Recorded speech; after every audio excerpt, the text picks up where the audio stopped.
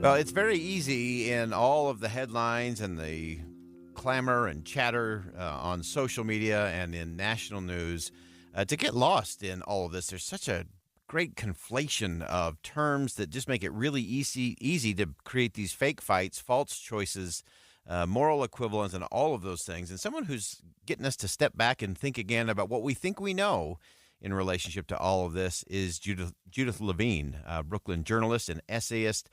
Fantastic piece getting into what the nuances are when we use terms like pro-Palestine or pro-Israel. And Judith, welcome to the show. Thanks. Good to be there. Really fascinating piece. Love the way you approach this. And let's just start from the baseline in terms of how we have conflated so many things into some pretty shorthand terminology that in many ways is getting us no closer to getting resolution on anything. That's right. I mean, we could certainly say that maybe newspapers are using pro-Palestine and pro-Israel simply because they're short enough to stick in a headline. I've been a headline writer myself, so I know that. But yes, many people who are supporting liberation in Palestine or an end to the bombardment by Israel of Gaza are not pro-Palestinian in the sense that they want there to be a single ethnic state of Palestinians in the space between the Jordan River and the Mediterranean Sea. And similarly, people who care about Israel or want Israel to stop, bombarding Gaza, they're not necessarily certainly not Zionist, meaning that they think that there should be a Jewish ethno-state in that area. So, nor does being so-called pro-Palestinian mean that you support Hamas. I mean, right. I've seen now recently, for instance, on Fox News, they're talking about pro-Hamas campus protesters. And I think many of those protesters have made very, very clear that they condemn and abhor the atrocities that were done on October 7th. Yeah, so talk to us for a minute in terms of how we tease out the real conversation, because I think you nailed it in your last comment there, that this whole conflation of if you're pro-Palestinian, you're pro-Hamas, when we know that's not the case. Even prior to October 7th, there were a lot of efforts around kind of whispered in Gaza and what the Palestinian people were dealing with in their own oppression by Hamas. How do we tease out these more important conversations, whether it's what Israel needs to do? We've talked a lot about Israel in terms of Benjamin Netanyahu, million people protest over the summer in terms of his overreach and trying to reshape the high court there and really reconfigure everything. How do we get to the right conversations in this? Well, I think, first of all, it's very, very important to make a distinction between people and their governments. One hopes that in a democracy, we can protest what our government is doing. And much of this protest is about the role of the U.S. in sponsoring the violence in Gaza. That is, we're, sending them tons of money to buy arms that are dropping on the heads of the Palestinians. So that's a really important thing. So there are plenty of Israelis, in my view, not enough, who oppose the Netanyahu government in its actions against Gaza. And as you're suggesting, there are plenty of people in Palestine who would really prefer that Hamas not be the government. They feel oppressed by Hamas, or they feel in the West Bank that the PLO is not representing them. So in order for us to try to move toward democracy, it would be good for us to try to, make that distinction and also to support those rational voices in these places who want to speak to each other and find some kind of reconciliation. I think that's the crux of it right there, and it's so easy to get lost either with the headline writers or the clickbait creators that want to keep it at that high level because that's the way they can foment anger and fear and frustration, and it's good for clicks and it's good for business. But if we don't get to those, as you said, rational, reasonable voices in each of those areas of the world, there's really no chance we can get to that kind of democracy and freedom that I think everybody thinks that should be the goal in the end. Yeah, and another thing I said in this piece is that using these terms, pro-Palestine, pro-Israel, pro-Palestinian, pro-Israeli, just reproduces the kind of nationalisms, the kind of either me or you. My loss is your gain is my loss. It reproduces those kinds of antagonisms, which are really at the root of these conflicts in the first place. And I think they not only reproduce them, they may perpetuate them. Yeah, that zero-sum mindset of if they're doing better, then I'm doing worse. And therefore they're evil, not just wrong, but wrong and evil, I think is where that usually leads us. Give us one last thing to kind of think about. What should we be thinking differently? What should we as consumers of news be doing differently as it relates to everything that's coming in relating to these conflicts? Well, as always, we should be critical readers of the news and critical viewers of the news. And if we're ever asked to state our opinions, or if we want to write to or call, the makers of the news, it would be important for us to make this point that the fates of Israel and Palestine are interdependent. Israeli Jews will not be safe as long as their safety depends on the unfreedom of the Palestinians, nor will the Palestinians be safe if they have a government or if they have a militant group among them that is going to be, aggressing against Israeli Jews.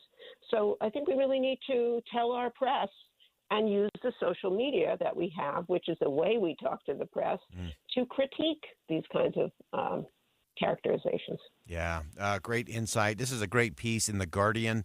Judith Levine, Brooklyn-based journalist and essayist, really fantastic writing, and really got me thinking through a lot of the complexities and a lot of the nuances with a lot of these conflicts that we just seem to skip over because we can have a flashy headline. Judith, thanks so much for joining us today.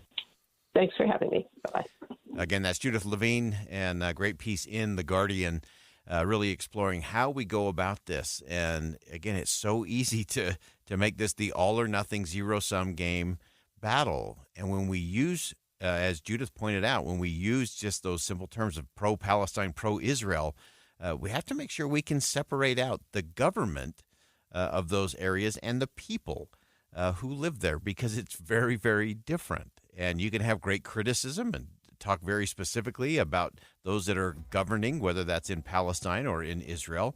And at the same time, we have to be very compassionate about the people who live there, what they're living under, what they're dealing with, because it's hard for us to kind of wrap our heads around that, I think, in a very safe, secure space here in the state of Utah, inside of a very protected United States of America. But how we have these conversations really matter. And I really loved Judith Levine's piece here in The Guardian, because it does get us past that really easy, conflate it all down into a single term that fits into a nice headline or a clickbait where you're going to be asked to either make a donation or get really angry about something. And so we've got to do it different, and we have to unpack it. We have to unravel it. It's up to us to discern it so we can make better decisions together. We'll be right back.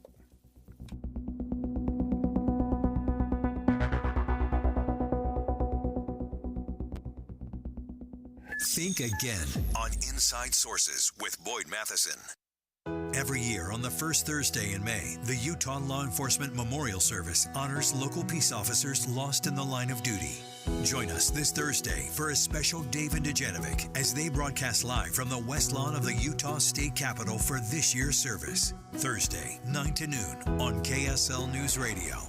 When the weather warms up, it's like a stampede, except instead of dust stirred up by hundreds of hooves, it's a cascade of phone calls to Advanced Window Products. This is Jeff Kaplan. Soon as the sun shines and the snow's gone, people want new windows and frames from Utah's #1 custom window maker, and the wait for installation grows longer. But right now, you can get near the front of the line by calling for a quote and get $2,500 off when you purchase 10 windows or more. That's on top of the incredible savings for the highest quality double-pane windows and frames, any style, any color. See, at Advanced Window Products, they actually build the windows here in Utah, they install the windows, and they guarantee them for life. There's no middleman, and they can pass the savings on to you. They even offer buy now, pay later. So get in before the wait grows longer and get the $2,500 off. Get your new windows this spring. Make the call. Advanced Window Products, 801-850-9100. That's 801-850-9100 or visit advancedwindowsusa.com. Small business owners, we know finishing your to-do list can feel like rowing upstream,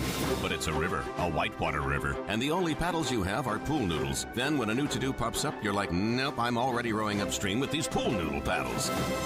At Progressive, we don't want to make your day any harder. That's why we make it easy to get personalized discounts with a commercial auto insurance quote online, so your to-do list is smooth sailing. See if you can save on commercial auto insurance in as little as 7 minutes at progressivecommercial.com. Progressive Casualty Insurance Company and affiliates. Coverages and discounts not available in all states and subject to policy terms and underwriting.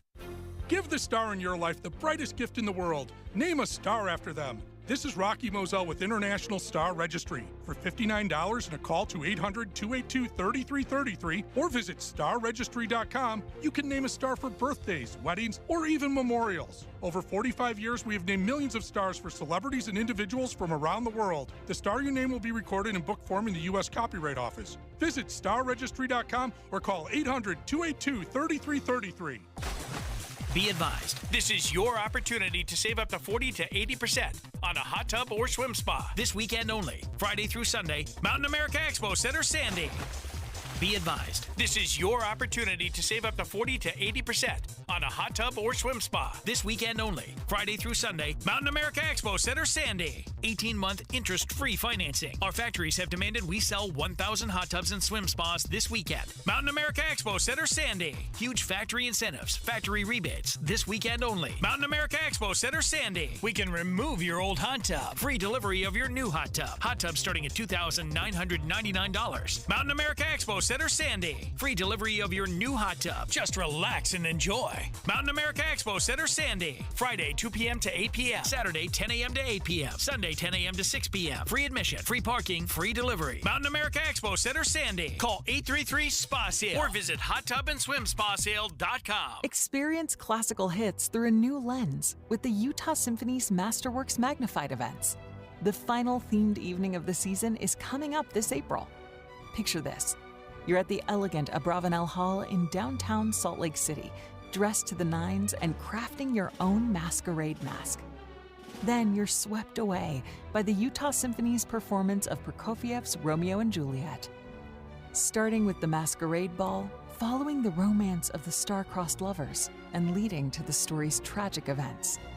Marvel at the projections giving you a close-up of the symphony's performers, and the flying fingers of guest pianist Ingrid Fleeter as she plays Ravel's Piano Concerto. Plus, you'll even hear conversations with the orchestra's expert musicians. It's Masterworks Magnified's Masquerade-themed event, April 26th and 27th. Tickets start at $21 at utahsymphony.org/magnified. Here's an easy tip from Jordan Valley Water to know when it's time to water your lawn. If you can easily push a 6-inch screwdriver into your soil, you don't need to water yet. For more tips, visit waytowater.com. Mom and Dad used to argue about everything, especially about Dad's drinking. It drove me crazy. It got so bad, I couldn't do my homework. I couldn't concentrate. I absolutely refused to let any of my friends come to our house for any reason. I would have been humiliated if anyone found out how much my dad drank and how loud my mom screamed at him. My family went from totally crazy to quiet, calm, and even peaceful. The only thing that happened is my mom started going to Al-Anon family groups. Her relationship with my dad really changed. I asked Mom if she would take me to her Al-Anon meetings or to Alateen. I wanted to see if I could have a better relationship with my dad. I'm sure glad I did. If someone's drinking troubling you, you might be surprised at what you can learn in an Al-Anon or Alateen family group from people just like you. Call 1-888-4-ALANON or go to alanon.org. With the 3 things you need to know this hour, I'm Tammy Kikuchi. First, a juvenile found with a gun at Roy High School was arrested. 3 others were also taken into custody. Second, a Provo airport gets a new tenant and looks to expand to acquire more.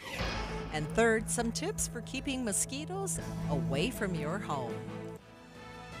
Right now, 54 degrees under mostly cloudy skies. Back to Inside Sources on KSL News Radio. Inside Sources. Inside Sources. America's voice of reason. Boyd Matheson on Utah's home for elevated conversation. Inside Sources on KSL News Radio. Well, the good news is that Americans overwhelmingly support freedom of the press. The bad news is that a good half of the population doesn't seem to have a real good definition of what that means. So we get into this very muddled mess of Americans love freedom of the press, sort of, kind of, when it's convenient or when it works for them. And so to help us unravel all of that, we turn, of course, to J.D. Tuchili, current contributing editor at Reason.com. Great piece as always. J.D., welcome back to the show. Thanks for having me. All right, so let's dive in here. Freedom of the press, top level, soundbite, bumper sticker, everybody's in, sorta. Sorta, yeah. I mean, the headline on this sounds great. Americans love freedom of the press. 73% of them think it's really important. Another 18% say it's somewhat important. Sounds great. And then you start digging down through the details, and you find out that 51% of the respondents say that the publication of false information should always be prevented, even if it means press freedom could be limited. And that compares to the 46% who say that press freedom should always be protected, even if it means false information could be published. And you have to wonder, you're looking at this, and 3/4 of the population says that press freedom is very important, but 51% said, yeah, but somebody should be there to control what you can publish if they think it's not true. And I don't think these things go together. Yeah, I think that's where it gets very complicated very fast. It sort of becomes the who's watching the watchers is kind of becomes the debate there. It's sort of the Wilsonian, we'll hire some smart people and we can trust them that they'll make sure that we only weed out the bad stuff and keep all the good stuff in. Oh, and absolutely. And I'll point out, I mean, after this piece came out, I got some email from readers who are like, okay, well, couldn't we just have somebody who financially penalizes publications if they publish things that are known to be false? And the question is, what is known to be false, and who are you trusting to make that judgment? Yeah. I mean, typically, the government is the power that enforces things. It has the whip hand. I mean, it can impose fines, it can penalize people criminally, except that if you're talking about a sector of society that is known for really not telling the truth a lot, which it's politicians and government officials. And I cited a case, I mean, right before, back in 2019, the Washington Post, when we were still in Afghanistan, ran a piece about a document trove they'd come across about how government officials have been lying for years about the nature and status of the American intervention in Afghanistan and what a mess it was, but they were publicly lying about it. And 2 years later, we withdrew in chaos, absolute chaos. And then it comes out they lied about the nature of the withdrawal in chaos. So, I mean, who is it you're going to be trusting to say, yeah, this is true, this is false, because you published a false thing, we're going to fine you, especially in a country as divided as this. Who trusts anybody anymore? I mean, we just spent years arguing over the Hunter Biden laptop, over election denial, over COVID policy, and you had the government leaning on social media to suppress voices. They didn't even debate them. They just suppressed them, told social media this is false, don't allow it to go through. And then, of course, they got slapped by the courts for First Amendment violations. So who exactly is supposed to penalize people for publishing falsities? And that leads us to the real conundrum of if we've got this very low trust factor that government and government institutions are going to tell us the truth, if we also have a really low trust level in media, where does that leave us, and what's the path out, up, or sideways from here?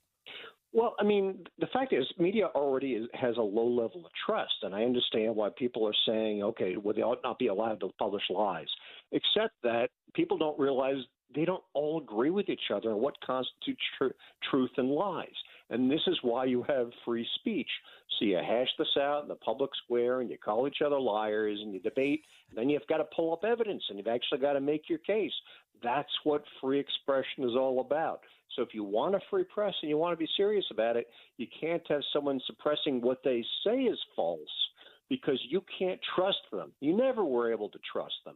The only thing you can trust is extended debate, and that in the end, there's a better chance, not a guarantee, but a better chance that the truth will out that way, because it's certainly not going to come out through government officials. I love that whole idea of extended transparency. That extensive debate, I think that is really where that trust gets built and where we do get to the truth, which is, I think, is what we're always supposed to be after. And so as you look at how we do that, one of the things I think in today's world in particular is that if you're in power, if your party's in power, then you tend to trust that person, or you tend to trust that agency a little bit more than if you're out of power.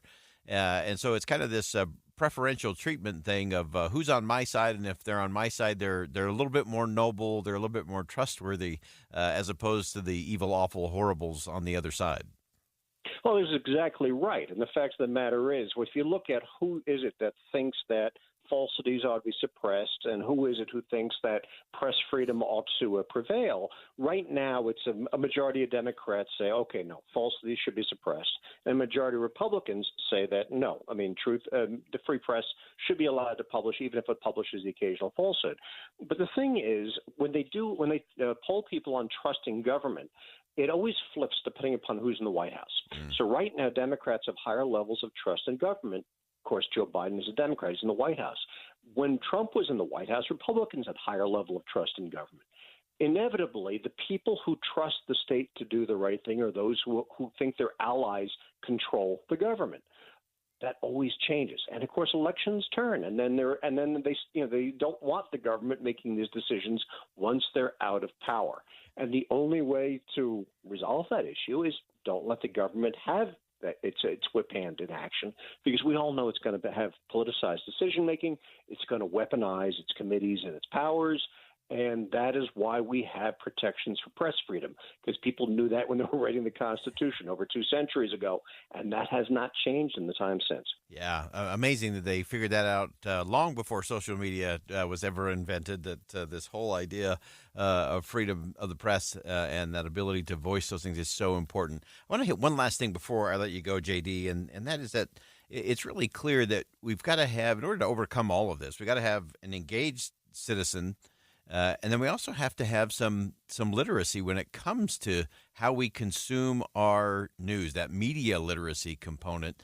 How do we do a better job of that, of making sure we have people who can be engaged citizens, civically minded, and also have that media literacy? How do we get that train rolling? The best way to do it is to read a variety of sources. If you're relying on one source, and that's great, the media is biased, there's points of view. I wish all of us, our colleagues, were more transparent about where we're coming from. I make it clear I come from a libertarian point of view. The majority of mainstream journalistic outlets these days are left of center, and they tend to align with Democrats, but a significant minority are right of center, tend to align with Republicans. If you want to get a better handle on what's going on, go to multiple sources. See what they're saying, and then make up your own mind. And then, of course, it works on the other side. It's on the consumers, but it's also on the producers. Journalists have to be open about what their biases are. We all have them. Yeah. And they're also, journalists tend to believe now that having values in your work is more important than trying to be objective. Well, if you actually believe that, be open about it. Tell people that, so they understand where you're coming from. And that transparency is probably a step towards regaining respect that's been lost by the media. No question. Great piece, as always. J.D. Tuchili, current contributing editor at Reason.com. Check out his piece there at Reason.com today. So important. Freedom of the press, sort of, kind of, maybe. We got to do better at it, and it's going to require all of us to be more engaged citizens and have a higher level of media literacy. And as J.D. just pointed out, we got to get our information from multiple sources, and we got to teach our kids how to do the same. J.D., thanks for joining us today. Thanks for having me on.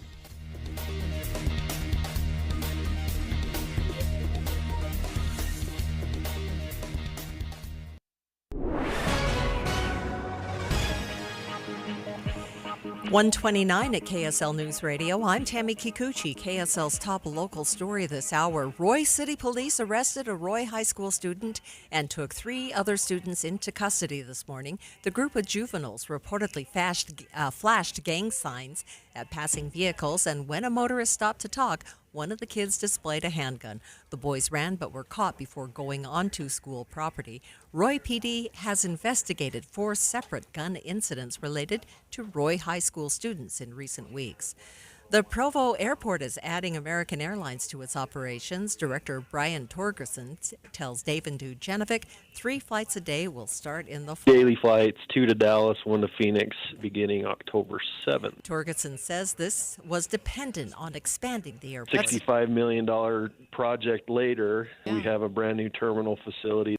Provo also has Allegiant and Breeze Airlines. Well, mosquito season is almost here, and KSL News Radio's Alexandria Bonilla reports. Standing water from spring runoff and other areas of melted snow are the perfect breeding ground for mosquitoes. The Salt Lake City Mosquito Abatement Team are just starting to get an idea of what the season will be like. Mosquito populations skyrocketed last spring after the record-breaking winter.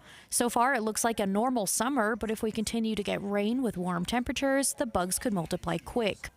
Abatement teams recommend dumping all still water around your yard to avoid getting mosquitoes. Your money at this moment, the Dow is down 452 points, S&P 500 also down 54, and NASDAQ down 199 points.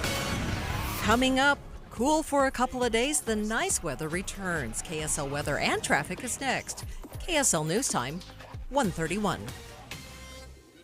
We hope you have the right app on your phone for news. You probably have dozens. But the KSL News Radio app, well, it makes our live stream super easy. Plus, our talk shows are right there as podcast for your workday. That's the app for KSL News Radio. Introducing Peach Doors and Windows. Are you ready to upgrade your home with stunning new windows but are overwhelmed with how to begin? Look no further than Peach Windows. You know at Peach, they are all about giving you options. Peach offers a wide selection of wood windows, sleek modern black metal frames, European tilt and turn windows, plus much, much more. It's not just about looks, it's about durability and security to protect what matters most. Let them help you find the perfect match for your home, budget, and personal style. Visit their showroom and see for yourself. No pushy sales tactics, only guidance from their experienced staff. No inflated markups just to offer so-called discounts. See their 5-star reviews where customers rate them on their attention to detail through every step of the sale and installation process. Amazing home transformations begin with windows and doors. Serving Logan to St. George, just Google Peach Building to see for yourself. Remember that first paycheck when you started working all those years ago? You looked at the net amount and thought, whoa, what happened here? Ah, the joy of taxes. It could be this way with your retirement accounts. You know how much you've saved, but if you haven't planned for Uncle Sam, you could come up short in retirement. With tax laws constantly changing, there's a lot you need to know to make sure you're not paying more than your fair share. Mike Stevens and the team at Capital Wealth Advisors can help you create a plan that shows you how taxes could affect you now and in the future. Set up your tax strategy session with Mike Stevens and Capital Wealth Advisors now. Call 801-210-5500. That's 801-210-5500. Make sure you know how these changes could affect you so you can avoid some of those whoa moments in retirement. Call 801-210-5500. Advisory services offered through Capital Wealth Advisors, LLC, a state of Utah registered investment advisor. Firm may not give tax advice. What's up, everybody? I'm Mike Wilson with Any Hour Services, and there's a good chance you've heard me talking about our free furnace sale. The one where you buy a new air conditioner and we give you a new furnace for just the cost to install it, about $400. Well, we still have a few more spots on our schedule we need to fill, so I'm extending the sale, but I'm not quite sure for how much longer. Definitely no later than April 30th, and once I think our schedule's full enough, I gotta pull these ads, so don't wait too long to call and schedule your free estimate. The main reason we do this sale is to give you an incentive to help us keep our guys busy when the weather's mild. And thanks to your help, we're able to keep our guys and keep growing. So if your furnace and air conditioner are ready to be replaced, you owe it to yourself to at least schedule a free estimate and get all the details about our free furnace sale. Just to recap, when you have Any Hour Services install a new air conditioner, we'll give you a new furnace for just the cost to install it. About $400. The furnace is free, you just pay the labor. If you think you might be interested, call Any Hour Services at 801-443-7400. You can Google Any Hour Services. You can even schedule online at anyhourservices.com. No one helps more homeowners than Any Hour Services. Traffic and weather together, brought to you by Sinclair's Dino Pay app. Save up to 20 cents per gallon. Here's Ricky Meese. Valley Freeway traffic in good shape. Salt Lake City PD on the scene of an accident at 3rd South between 12th and 13th East. And in Weber County, the final cleanup of a crash at Washington Boulevard and 21st Street in Ogden. Ricky Meese in the KSL Traffic Center. Today is dry with mostly sunny skies and highs around 60 degrees. Tonight, a small cold front will drop into the valley, and Wednesday's highs will only go up to 50. Yet another front moves in Thursday night into Friday. The weekend looks warmer, however, with highs in the 70s. Right now, 54 degrees under mostly cloudy skies. I'm Tammy Kikuchi from the KSL Common Spirit Health Studios. Listen online at kslnewsradio.com. We're Utah's news, traffic, and weather station. Inside Sources. Inside Sources. America's voice of reason. Boyd Matheson on Utah's home for elevated conversation.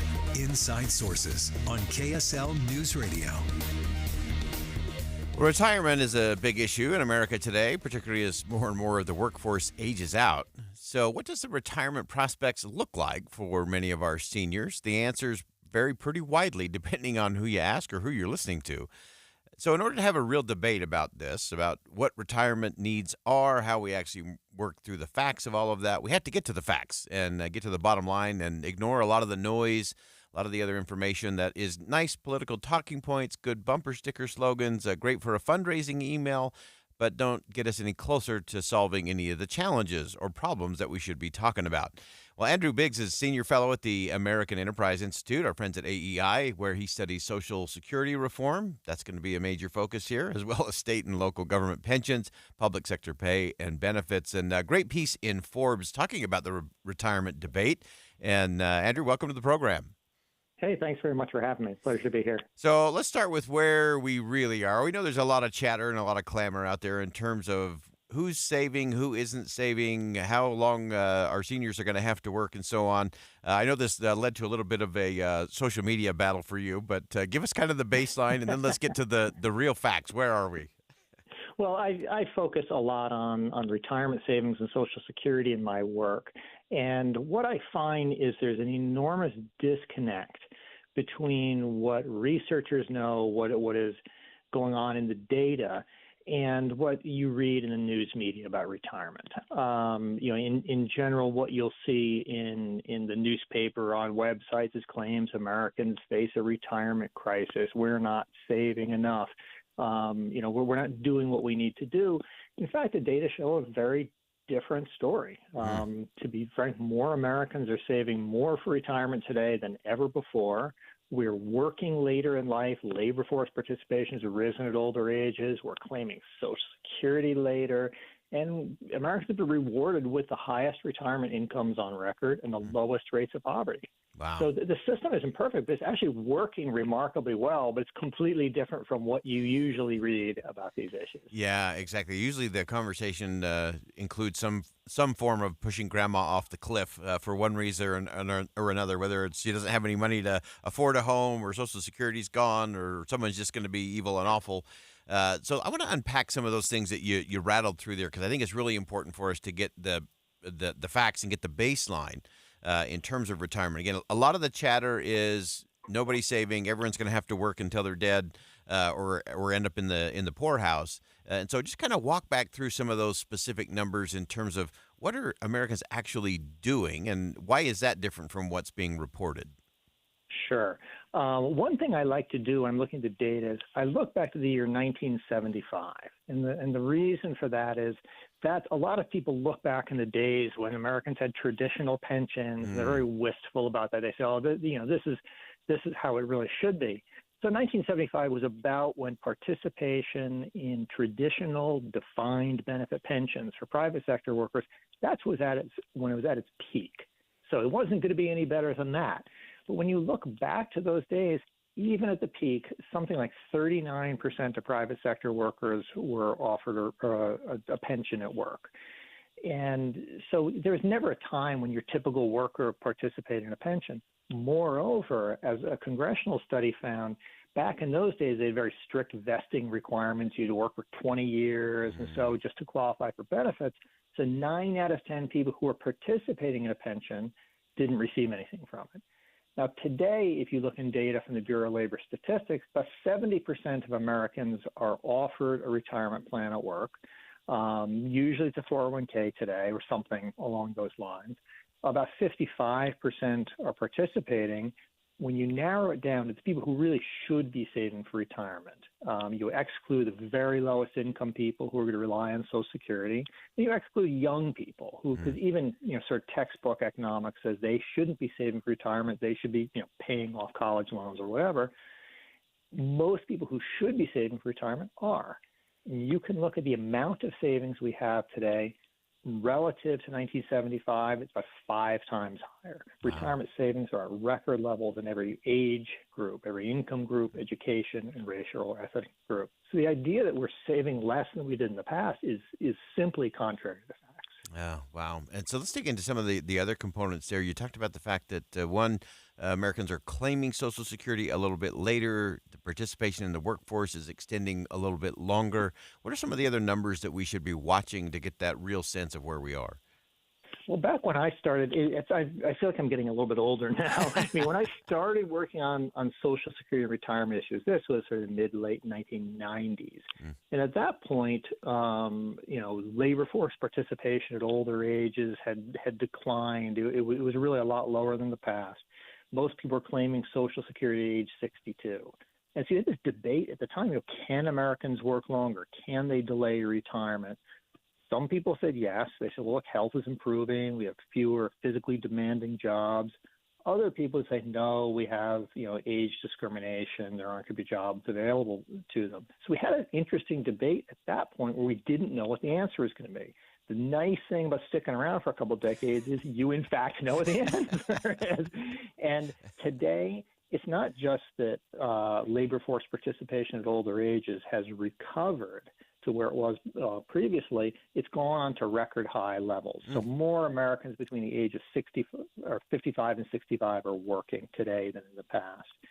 The average age at which we claim Social Security benefits just since 1990 has increased by a year and a half. What that does is you get a delayed retirement credit. That increases somebody's Social Security benefits by 10% for life. Overall, for somebody retiring today, their Social Security benefit, their monthly benefit, is 38% higher in real, inflation-adjusted terms than it was just in 2000. So people are working longer, they're saving more, and their incomes are reflecting it. Yeah, and that really puts us into the interesting thing. You also noted in your piece that the number of seniors that are saying they're in a retirement crisis, which of course is the popular term if you're fomenting things, that it's a very low number. And so give me a sense in terms of the confidence level, and then what are you watching moving forward as we watch the trends and what needs to happen next? Sure. I have an automated search through Google News that looks every day for the phrase retirement crisis. And literally every day I get about 5 news stories that come in and say, all Americans face a retirement crisis. And if you ask Americans, does the country face a retirement crisis, they will say yes. Somewhere between 60 and 80% of people in surveys have asked the question, does the country face a retirement crisis? They'll say, yes, indeed it does. So people are worried about the state of retirement. But if you ask actual retirees, Vanguard, the investment firm, did this a couple of years ago, where they did a survey of retirees, and they said, do you think the country faces a retirement crisis? And everybody says yes. Then they asked them, would you describe your own financial situation as a retirement crisis? And only 5% or 4%, agreed with that. Similarly, the Federal Reserve does a survey of retirees, and they ask people to rate their financial security. It's sort of on a 1 to 4 scale. And the lowest level, is you say, I'm finding it hard to get by. I'm finding it difficult to get by. That sounds like a retirement crisis. Literally, it's 4 or 5% of people every year say that. Wow. Something like 83% of retirees say I'm either doing okay or I'm living comfortably. That shows the retirement system, by and large, is working. Yeah. Wow. Great perspective, great insight. This is why you always have to get beyond the headlines. Andrew Biggs, Senior Fellow at the American Enterprise Institute. Andrew, thanks so much for joining us. Fantastic perspective. We'll talk again real soon. Thank you. All right, we'll step aside for some quick news. We'll be back. More Inside Sources coming up next.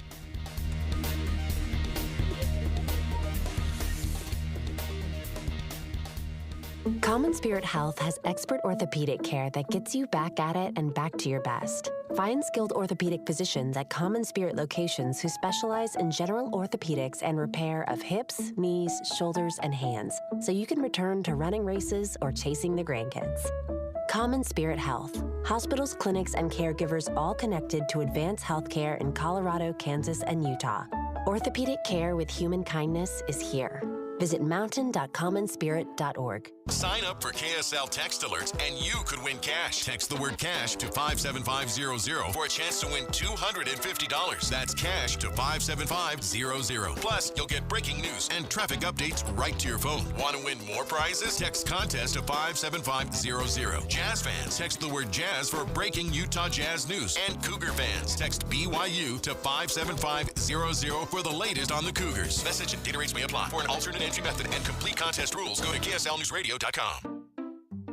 We just want to have enough money for retirement. And travel to visit our grandchildren. I understand. That's why at Fisher Investments, we start by getting to know each other, so I can learn about your family, lifestyle, goals, and needs, allowing us to tailor your portfolio. What about commission-based products? We don't sell those. We're a fiduciary, obligated to act in your best interest. So how do your management fees work? We have a simple management fee based on the value of your portfolio, so we do better when you do better. We appreciate that kind of transparency. We also check in with you regularly to keep you up to date on the markets and your portfolio. Well, what other services do you offer? As a client, you have access to resources on investing, financial planning, estate planning, Social Security, Medicare, and more. Wow, sounds like Fisher Investments has everything we need.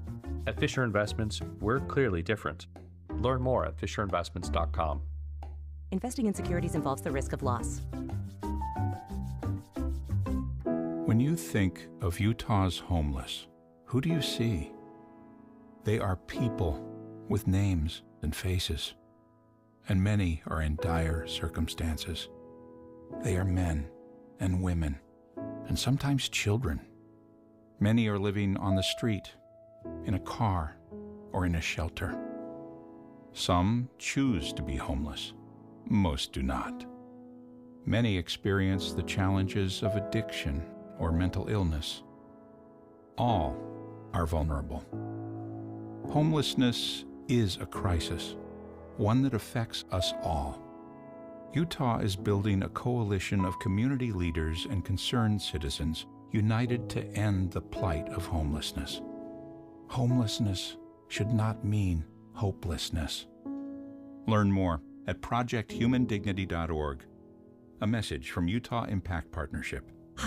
The life of a small business owner. Keeping the lights on, calling all the shots. And then there's workplace accidents. 500-degree ovens, rusty nails. Danger lurks around every corner. Workplace accidents can happen, but there is an easy way to keep your employees covered. Talk to your agent about workers' comp coverage from Pi, or go to piinsurance.com and get a quote. Safety first, then Pi Insurance. Individual rates, offerings, and savings may vary, subject to policy terms and conditions. Not available in all states and situations. The best kept secret is this is the pass. It's a pass for fun for everyone. Now through April 30th, save $20 off every annual pass level. 362 days of fun. Visit thisisthepass.com. Dave and Debbie. I want our listeners to feel like they have an advocate, that they have somebody that's going to fight for them, challenge the status quo or the pithy soundbite. We have a unique job where we have access to interviews and people that not everyone has. We take that seriously. So if we do feel like we're getting a spin, then we can challenge it. I love it when people tell me, I was just thinking about that question that you asked. I'm glad you asked that question. That's like the height of compliment. I want our listeners to feel empowered to use the information that they've learned on the Dave and Dujanovic show to help their families, to help make good decisions, help investigate other avenues to maybe protect their family's safety or protect their family's money. I'm hopeful our show leaves our listeners with a sense of empowerment so they can make the best decision possible for themselves and for their families. Listen for Dave and Dujanovic 9 to noon on KSL News Radio.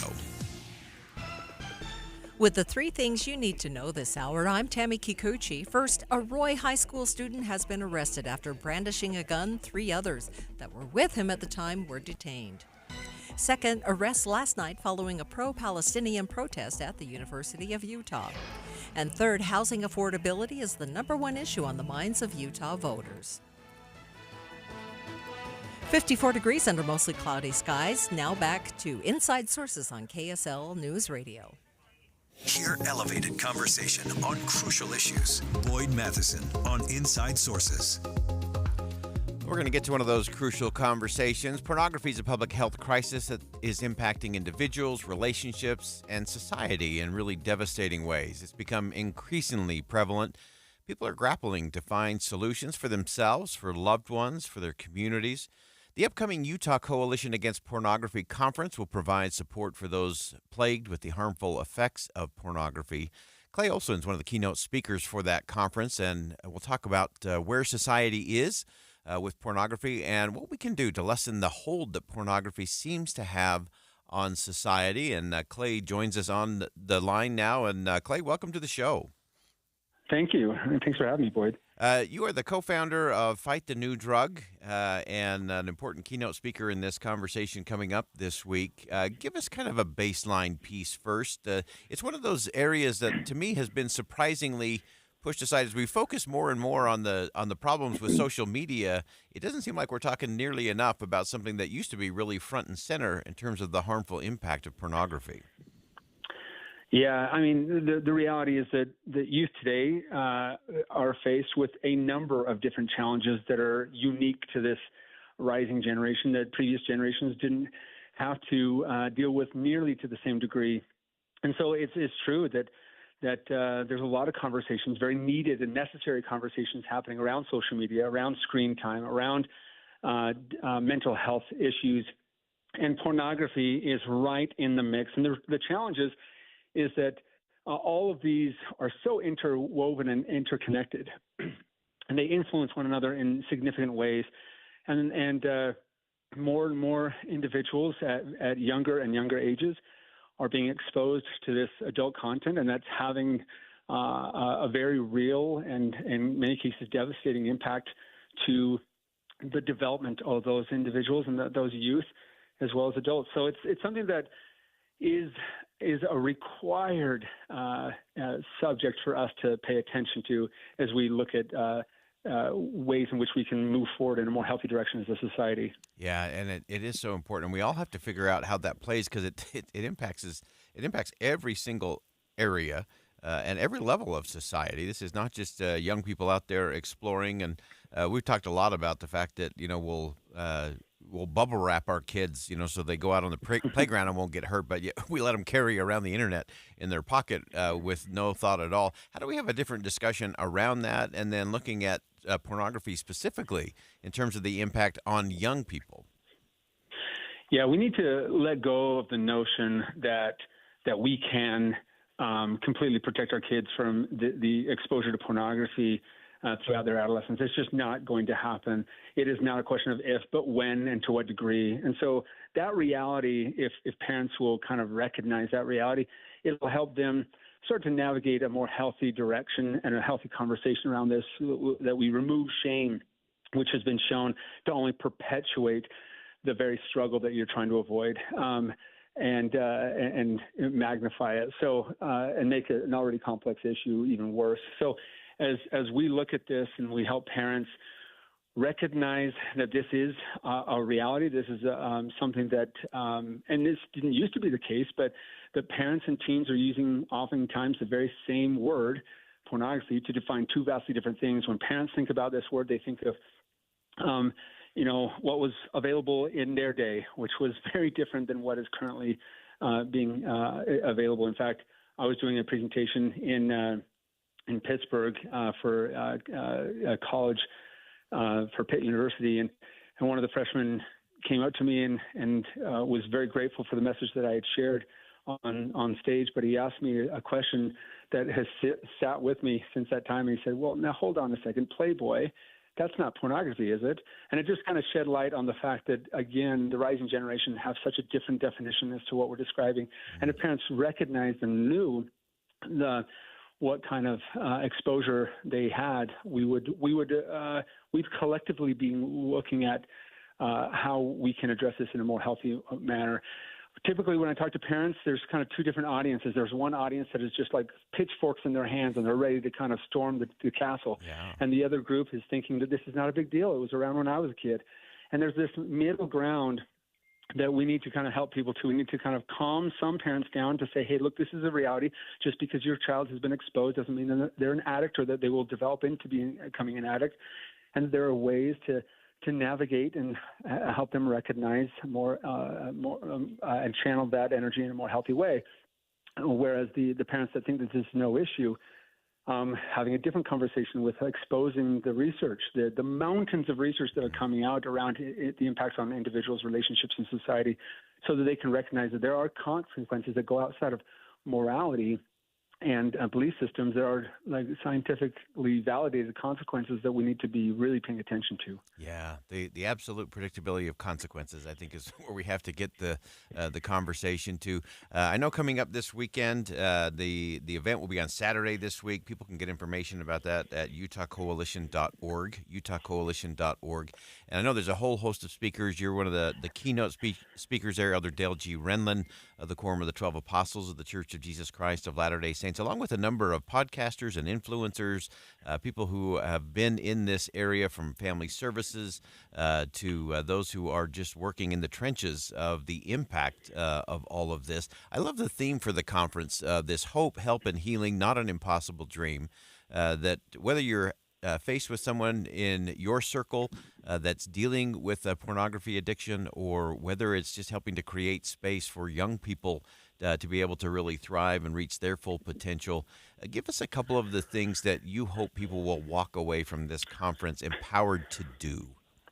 Yeah, the number one thing I want people to understand is that this is not a conference that is gloomy and dark and heavy and difficult, and you're leaving just kind of with a heavy emotion in your stomach. This conference, as it has been in the past, and especially this year as we're coming together with some incredible speakers, will be filled with hope and healing and happiness, and it will really empower individuals to leave not with just some good knowledge, but also some very tactical and helpful tips on how to proceed in a more healthy direction, whether that be for your own journey, whether that be for your child or your loved one, your spouse, or just from a societal perspective of how can we collectively link arms and move in a better direction. So this is for anybody who recognizes that this is a challenge, whether you're struggling or whether you just, or whether this is something you just want to get involved with.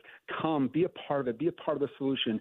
You're going to walk away feeling very hopeful about the future. Yeah, and there's so many ripple effects to all of this. And I know, Clay, you've been in the middle of a lot of these things that happen beyond just the pornography itself. We do know that the Supreme Court just issued a ruling not too long ago that they would not block the Texas law requiring age verification on pornographic websites. Really important thing in terms of what gets done legislatively, what gets done legally, what gets done community, what needs to be done right at home. You've also looked at some of those ripples in terms of sexual exploitation and some of those downstream things that impact individuals, also just the mental wellness impact. Just in our last 60 seconds here, just give us one more thing that we all should think about today as it relates to pornography. Well, again, this is not something that cannot be addressed. This is not something that cannot be overcome. The narrative or message that this is just a societal ill that is just going to plague us forever, or it's a struggle that you individually will have for the rest of your life. These are not. These don't have to be the reality, and there's so much evidence to suggest the alternative. And so, again, I think the main message that I would send to everybody right now is that there is hope, and that we're seeing it. We're seeing it manifest in communities. We're seeing it manifest within individuals by the hundreds of thousands as we interact globally with a massive network of people that are all moving in this direction. Fantastic. Clay Olson, co-founder of Fight the New Drug, a part of the Utah Coalition Against Pornography Conference this Saturday. You can check that out at utahcoalition.org. Clay, thanks so much for joining us today. Thank you. Appreciate it. That's a crucial conversation. We got to get comfortable with the uncomfortable conversations. That's one space we all can lean into and really make a difference. That wraps up hour number 1 of Inside Sources here on KSL News Radio. We'll step aside for top of the hour news. More Inside Sources coming up next.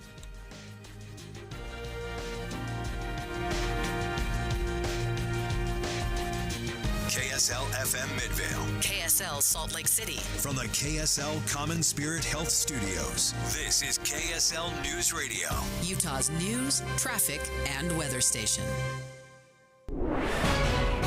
2 o'clock at KSL News Radio. I'm Tammy Kikuchi. KSL's top story this hour. Roy City Police arrested a Roy High School student and took 3 other students into custody this morning. The group of juveniles reportedly flashed gang signs at passing vehicles, and when a motorist stopped to talk, one of the kids displayed a loaded handgun. The lockout status protocol was activated. The boys ran but were caught before going onto school property. Roy PD has investigated 4 separate gun incidents related to Roy High School students in recent weeks.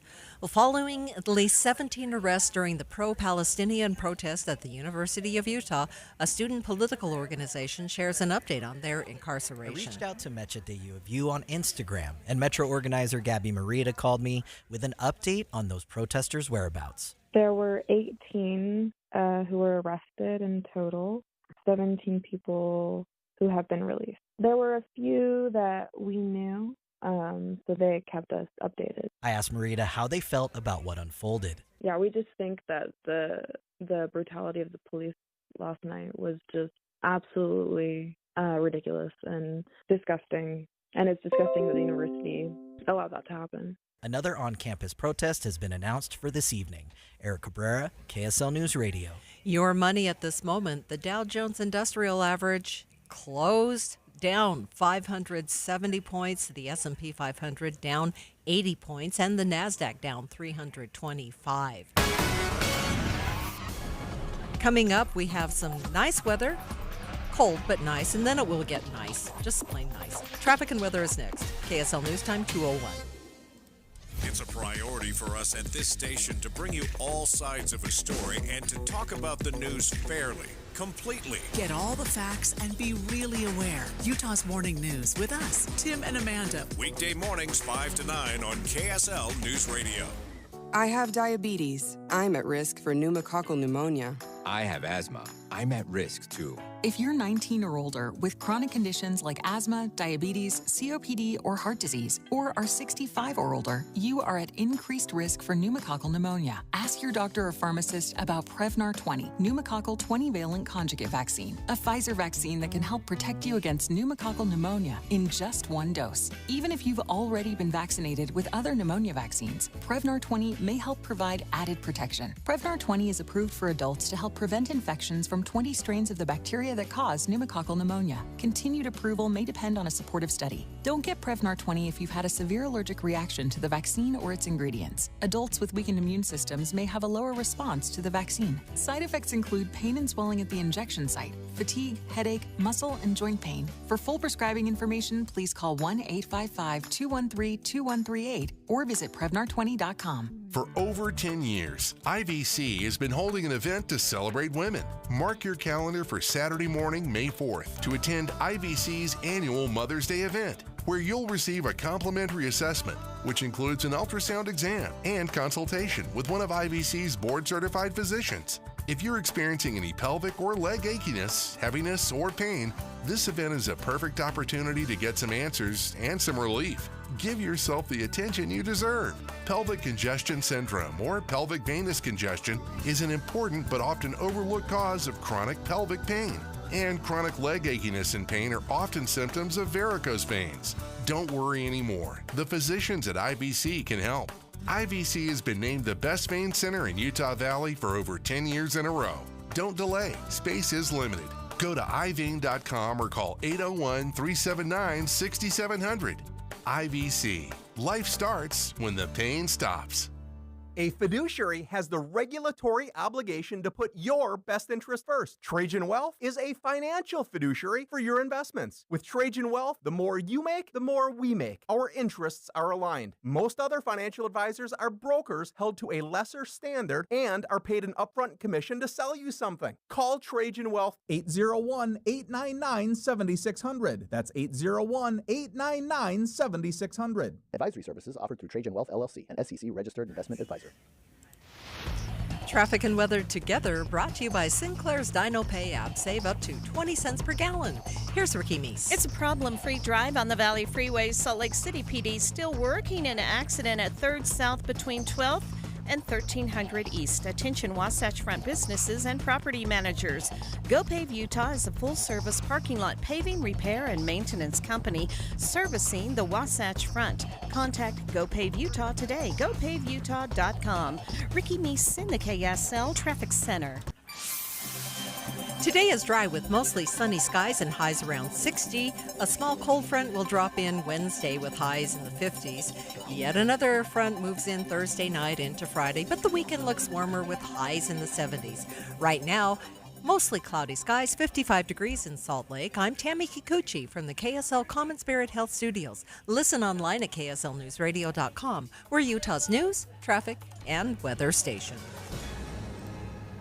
Inside Sources. Inside Sources. America's voice of reason. Boyd Matheson on Utah's home for elevated conversation. Inside Sources on KSL News Radio. Of course, we've heard a lot of the worries and concerns about AI's role in society.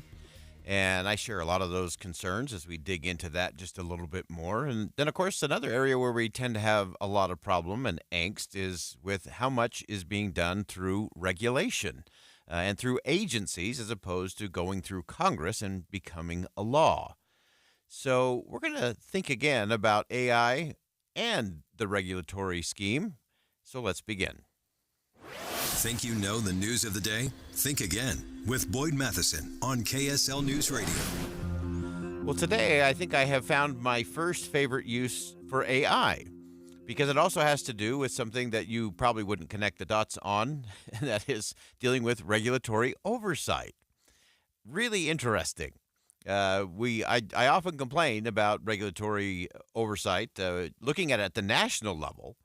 When I was in Washington, D.C. as a chief of staff in the Senate office of Utah Senior Senator Mike Lee, he has a display that will take your breath away.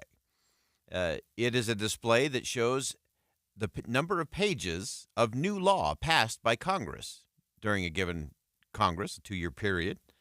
He also has a stack of new federal regulations. And the comparison is usually new law is anywhere from 100 to maybe 1,000 pages in a big year. So if Congress was very active with a lot of new laws on the books, it's about 100, maybe 1,000 pages at most. Regulation, on the other hand, is a stack that extends over 13 feet. 13 feet of regulation. So I've always had my angst and worry about that because those regulations are done by agencies, not by law. So those are people who are not elected by we the people, nor are they held accountable by we the people. And often they are doing things that function just like laws and carry the weight of law in terms of penalties to you and me if we violate them.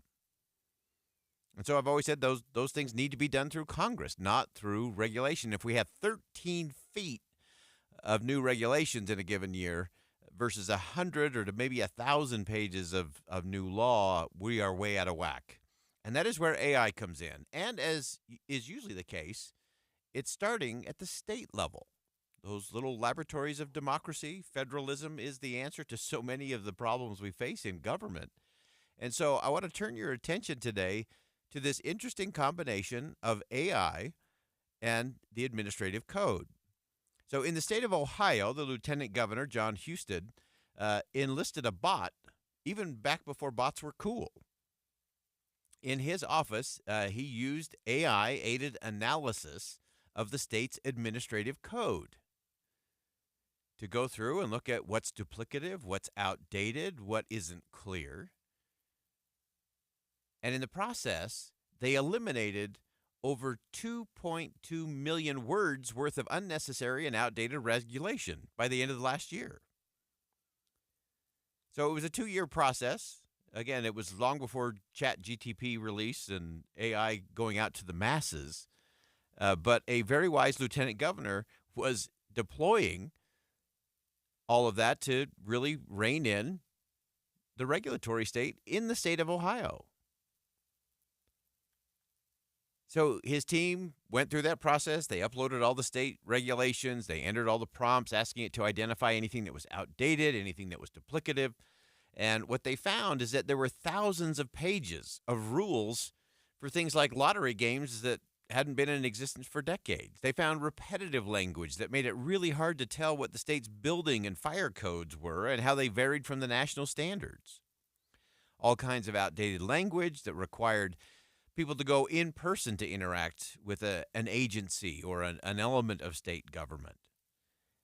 And here's the deal. They project that with everything they've reduced, with those 2.2 million words that they've decided were not necessary, outdated, or unclear, they anticipate that it will save 58,000 hours of labor over the next decade. That's a pretty good use of AI technology. I would love to see that same effort happen at the federal level. So if we can take that 13 feet high, I think it's about 80,000 pages, and run that through a little AI process, I wonder how many words and how many rules and how many unnecessary and outdated regulations we could get rid of at the federal level, and what that would save the American taxpayer, and how much more efficient and effective government could actually be. That's an amazing thing. And I think it might be my very favorite use of AI ever, because it's reducing things that are inefficient and ineffective. It's also, I think, creating a place for those who legislate in the House and the Senate and in the governor's office in the state of Ohio, an opportunity to look at a lot of those regulations that are currently on the books and to make a decision. Should this continue to be done by the agencies and by rule and regulation, or is this something that the legislature ought to take up? Is that the right path? Because if we really want to get to more trust in government, we've got to have processes and transparency that allow for that to happen. And so I think this is a brilliant step forward. Big kudos to Lieutenant Governor Houston out of the state of Ohio for digging into this and to applying new technology to do something that is long overdue. And I'm sure it's not perfect. I'm sure it's not flawless. I'm sure there are things they still need to work out some kinks on. This is a good use of AI.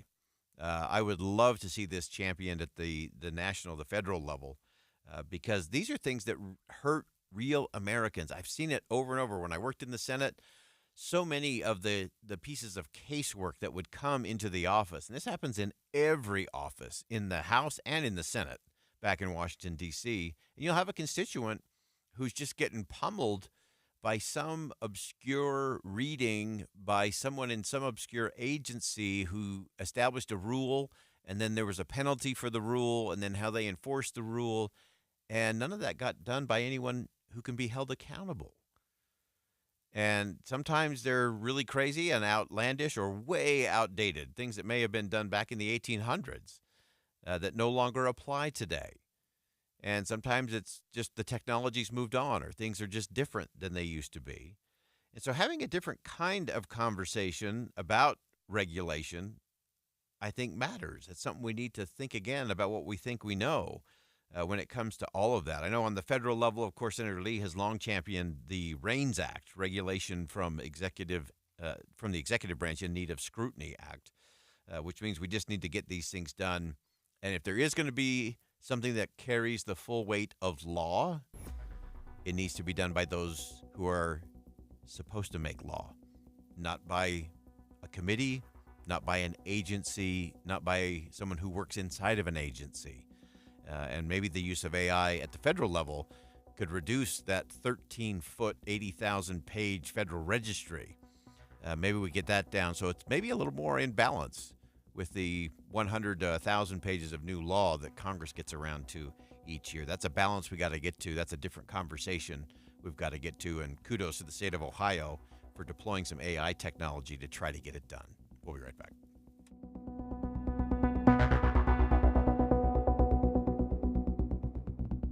Think again on Inside Sources with Boyd Matheson. When the weather warms up, it's like a stampede, except instead of dust stirred up by hundreds of hooves, it's a cascade of phone calls to Advanced Window Products. This is Jeff Kaplan. Soon as the sun shines and the snow's gone, people want new windows and frames from Utah's #1 custom window maker, and the wait for installation grows longer. But right now, you can get near the front of the line by calling for a quote and get $2,500 off when you purchase 10 windows or more. That's on top of the incredible savings for the highest quality double-pane windows and frames, any style, any color. See, at Advanced Window Products, they actually build the windows here in Utah, they install the windows, and they guarantee them for life. There's no middleman, and they can pass the savings on to you. They even offer buy now, pay later. So get in before the wait grows longer and get the $2,500 off. Get your new windows this spring. Make the call. Advanced Window Products, 801-850-9100. That's 801-850-9100. Or visit AdvancedWindowsUSA.com. The jurors are taking notes Daybell sat with his hands crossed, staring down both witnesses. and watching screens as evidence is presented. New information that hasn't come out in the case before now. Get updates mornings, afternoons, and when they break. Amy Kobabe is in the Boise courtroom all week long. The trial of Chad Daybell on KSL News Radio. Guys, are you ready to give up because you think you've tried everything and you're still dealing with loss of energy, poor sleep, weight gain, and even ED? Revive Men's Health Salt Lake City has local medical providers that offer low T and ED treatments customized to each patient's unique physical makeup. By working with a specialized compounding lab, personalized treatments are guaranteed, even when generic pills and supplements haven't worked. It all starts with your free comprehensive exam and consultation. Availability is limited. Book today, and for this month only, Revive offers qualified patients a free 1-month supply of personalized ED medication, plus a free ED treatment producing immediate results. The experts at Revive Men's Health Salt Lake City will work to provide the right treatment for you so you can show up as the best you in all aspects of your life. Call 801-263-7777. That's 801-263-7777. Or send them a private message at ReviveMen'sHealth.com. Derek Overstreet, founder of the New Millennium Group. We're a financial planning firm. Listen, we're fiduciaries. We have advisors standing by right now to take your call. That's 888-999-6370. 888-999-6370. The reason you're going to want to call is we're going to help you retire 3 to 5 years before you thought possible. Now, imagine how that would be if you could actually retire 3 to 5 years sooner than your plan was. The way we do this is by putting together a step-by-step plan, taking into consideration any rental properties that you have, any pension income that you have, your Social Security. Listen, we put that all together for you in writing. It will allow us to build your income based on inflation. You know, inflation has been rapidly rising. You and I both need a plan that whatever we start out our income at, in 5 or 10 years, we're going to need 40% more income. So if you're one of those people listening and you'd like a plan in writing, give us a call at 888-999-6370. That's 888-999-6370, or go to utahsfinancialplanner.com. The Angie's List you know and trust is now Angie, and we're so much more than just a list. We still connect you with top local pros and show you ratings and reviews, but now we also let you compare upfront prices on hundreds of projects and book a service instantly. We can even handle the rest of your project from start to finish. So remember, Angie's List is now Angie, and we're here to get your job done right. Get started at Angie.com. That's ANGI, or download the app today. Are you prepared for an emergency or disaster? Because it's not a matter of if, but when. Don't find yourself saying, when the storm rolls in, my time to find a pet-friendly evacuation center will have run out. The scorching heat wave will leave me powerless to cool my insulin. I'll face a hurricane without meds. Now that's a tough pill to swallow. Let's prepare so we all have a better story to tell. Get started at ready.gov/older adults. Brought to you by FEMA and the Ad Council. Any Hour Services can help unclog any drain in your house, whether you have a backup, a clog, or a slow drain you want fixed. Call Any Hour Services or visit anyhourservices.com. COVID-19, brought to you by CDC and the Ad Council. Managing today's uncertainty can be overwhelming. We crave security, and it's uncomfortable when we sense a lack of control over our lives. Develop a routine for a more balanced lifestyle with healthy habits and fun. Focus on what you can control, even if it's little things, like a before-bedtime ritual. Find more self-care and coping tips at coping-19.org. With the 3 things you need to know this hour, I'm Tammy Kikuchi. First, one Roy High School student is under arrest and 3 others were detained following an incident where the student displayed a loaded handgun. Second, a candidate for governor is suing to allow his running mate to stay on the ballot. And third, stocks had a rough day with the Dow, S&P, and NASDAQ all closing lower. 55 degrees in downtown Salt Lake City. Now gets back to Boyd Inside Matheson Sources on divides KSL News rage Radio. from reason on Inside Sources. Welcome back to Inside Sources here on KSL News Radio. Great to be with you today. As always, I am Boyd Matheson.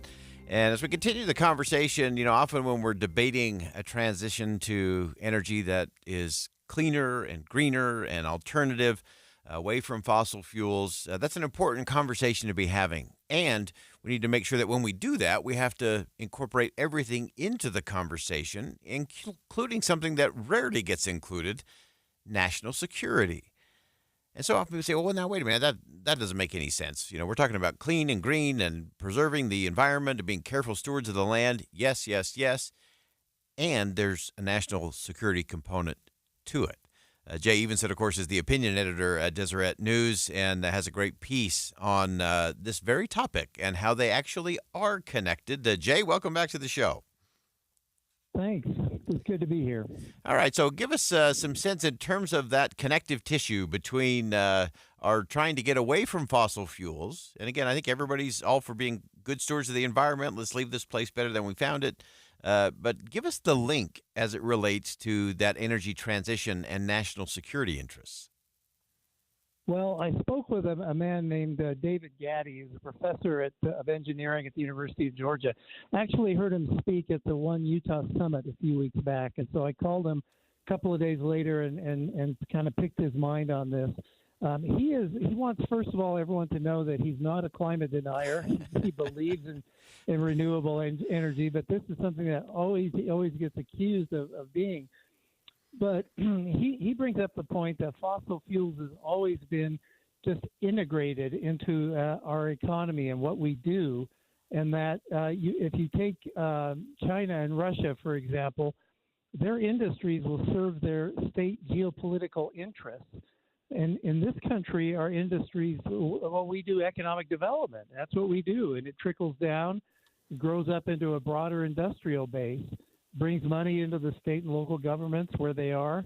But our country stands on those industries, and because of that, we become strong and diverse and wide and deep and complex and flexible and resilient, and that's our advantage in the country. So, if, for example, Pearl Harbor gets attacked, we can mobilize our industrial base. All of a sudden, instead of making cars, Detroit is making airplanes and munitions and that type of thing.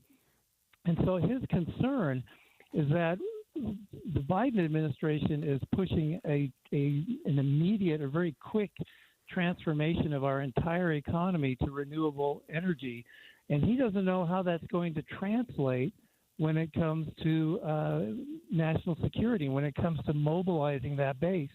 That's the first issue. The second issue is that we've become, through the years, exporters of energy, and particularly when it comes to nuclear energy, and we've retreated back from that. And so other countries are looking for energy partners, and we're telling them, well, we're not going to finance your fossil fuel projects. So where are they going? Well, they're going to China, which is doing a lot of this kind of work with other countries. So he raises a lot of very interesting questions. Yeah, and so let's dive into a couple of those questions that I think are really relevant. Obviously, with Russia, their attack into Ukraine, their persistent belief that they're going to reclaim that as part of the motherland, and then who knows where they go from there if they're able to be successful there. China continues to point and rattle the sabers that they'll reintegrate Taiwan. And so as we look at that with those, then, of course, you could add Iran into that, and that's a whole other ball of wax. But they're all very focused on just using the fossil fuels that they've got. That really drives their war machines and their expansionist approach to it. So talk us through, Jay, what you learned in terms of how could that impact us if suddenly we're in this transition period. I can't even imagine how you'd transition all those planes and tanks and all of those things to renewables that quickly at a time when many of our adversaries are ramping up and rattling sabers in a lot of places around the world. And it's not just a matter of using fossil fuels for our military, but how our military integrates with the private sector. And going back to what happened after Pearl Harbor, how do we mobilize our economy to fight a war with renewables? And beyond that, we have to realize that China holds a lot of the world's capacity for batteries, for cobalt and lithium, and some of the rare earths that we need for renewable energy. So our supply chains go right through a country that we're not in the best of relations with, and that could be a real national security problem for us going into the future. So it's a complex problem, but we want to be careful that we have the independence in order to be able to fight if we have to. Heaven forbid that we do. But if, for example, China takes over Taiwan, that puts our supply chains at risk and threatens us in a number of different ways if we want to try to respond. Yeah, and you mentioned that in your piece at Deseret.com, that China holds about 60% of the world's capacity for things like batteries and a lot of those rare earth elements, which, again, if they decided to cut off the spigot there, I don't think we're anywhere near a place where we could deal with much of any of that. Right, and we have to think about that if we're going to transition our economy that way. One other interesting thing that he brought up to me is that nobody is really thinking critically about this issue. And he talked, Eisenhower talked about the military-industrial complex. Well, Professor Gaddy talks about the military-industrial academic complex. And he says, you have to realize that grant funding is really vital to career success if you're a professor. Much of that comes from the federal government. And so with the federal government backing this change to decarbonization, there's no incentive there for professors to want to challenge this policy, particularly if they want tenure and if they want to receive research funding. And so it becomes kind of an echo chamber with few people being really critical of these policies. He joked with me that he no longer has a key to the faculty lounge in Georgia, but it really is difficult for him to get published. I mean, nobody's interested in hearing that we need to hang on to fossil fuels. Yeah, fascinating stuff. You also pointed out, just real quick as we close out, Jay, you also connected the dots all the way here to Utah, which, of course, we have a lot of resources, a lot of natural resources here in the state of Utah. What's it going to take to make sure places like Utah continue to have a place in this conversation? Well, Professor Gaddy really believes that this is a problem that states have to solve, and he looks to the National Governors Association and similar groups to form a coalition of states that recognize what's going on and that can actually develop a strategy moving forward. I like the sound of that. I believe in states as the is the place where we can experiment and find solutions. Also, we have real interest in this because of our local economies and how tied we are to fossil fuel generation and sales and that type of a thing. Yeah. So I think there's a lot of truth to that. It's a question of how do you do that if you have an administration that doesn't want to hear that point of view. Yeah, fascinating stuff. And you pointed this out as you closed out your piece, that if nothing else, these are the kinds of questions we have to be asking as we go down some of these roads. Sometimes it's the very nice-sounding policy statement, it's the bumper sticker, it's a campaign ad, but it's the downstream impact. And I think all of that in terms of having that and conversation of stewardship of the environment, clean and green energy transition, all of that is great. And we better make sure we're dotting the I's and crosses the T's when it comes to national defense and national security as well. Jay Evenson, as always, thanks for your perspective. Great stuff. We'll have you back again real soon. Great. Thank you. All right, that's Jay Evenson, opinion editor of the Deseret News. Great information and insight as always. And it's that and conversation that we've got to get to in all of this, that we can move to cleaner and greener and careful stewardship of the environment, and we can keep our national security strong. We just have to have a different kind of conversation. We'll be right back.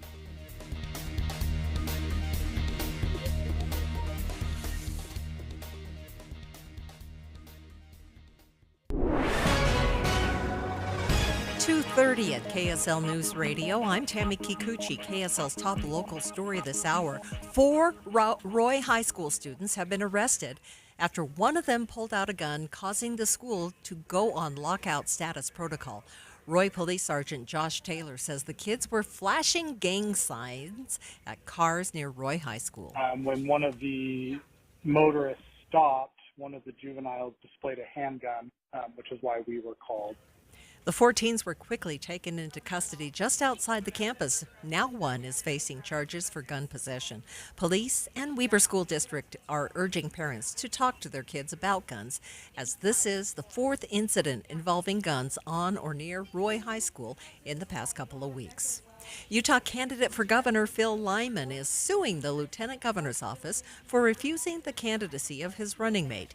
An independent advisor told the state to refuse running mate Lane Bangerter's filing because he moved from Idaho to Utah in 2021.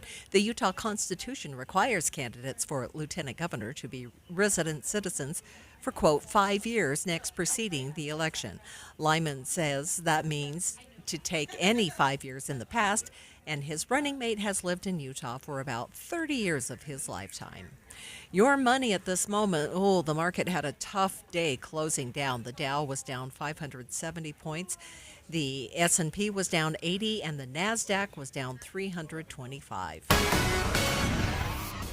Coming up, even if it's spring, the temps don't feel like it. KSL Weather and Traffic is next. KSL News Time, 2:31. Here's a way to get breaking news updates anywhere you go. At the store or in a work meeting, you can get breaking news on your phone. You can quickly read it, swipe, or click for more. It's super discreet, super fast. That's the app for KSL News Radio. Spring is here, and it's time to untangle your garden hoses from last year.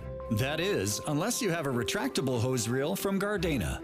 Gardena, the leader of premium retractable hose reels engineered in Germany, are now available locally. Gardena hose reels feature a robust, spring-driven rewind mechanism that smoothly releases the hose to the length desired and then retracts the hose back into the reel. No more tangled hoses laying around.